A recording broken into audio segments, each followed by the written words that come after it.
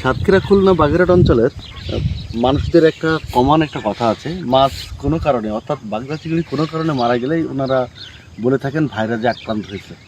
কিন্তু গত বছর আমরা বাগেরহাট খুলনা এবং সাতক্ষীরা অঞ্চলের থেকে প্রায় 298টা স্যাম্পল কালেকশন করি, যার ভিতরে WSSVর কোনো টেস্ট আমরা পাই নাই।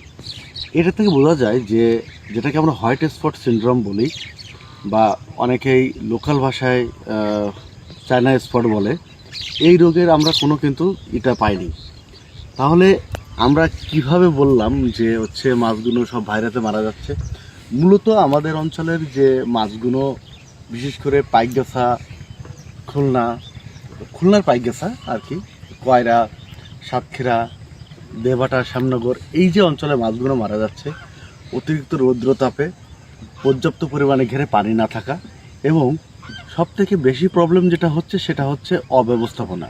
অর্থাৎ এই অব্যবস্থাপনার জন্যই কিন্তু বেশিরভাগে ঘেরে মাছ ইফেক্ট হচ্ছে। আর অন্যতম একটা কারণ হচ্ছে নিম্নমানের পিএল